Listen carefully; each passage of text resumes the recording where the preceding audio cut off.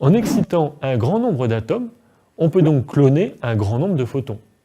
Mais surtout, on peut cloner un unique photon initial un grand nombre de fois. On crée ainsi un faisceau de lumière où tous les photons sont identiques. C'est ce qu'on appelle le laser. D'ailleurs, le mot laser était initialement un acronyme anglais signifiant amplification de la lumière par émission stimulée de radiation.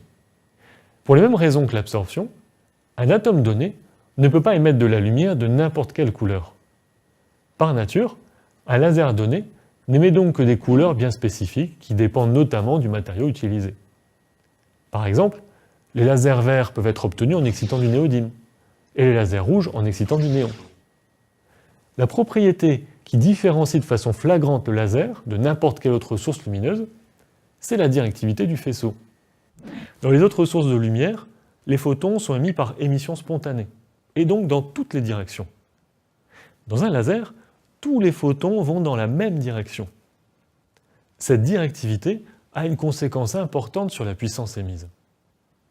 Pour une source de lumière traditionnelle, prenons par exemple une ampoule halogène, la puissance se répartit dans toutes les directions de l'espace.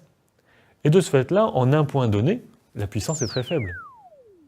Mais pour un laser, toute la puissance va se concentrer sur une toute petite surface. Si bien que même un laser très peu puissant va délivrer sur une surface donnée une puissance bien plus importante qu'une autre source de lumière.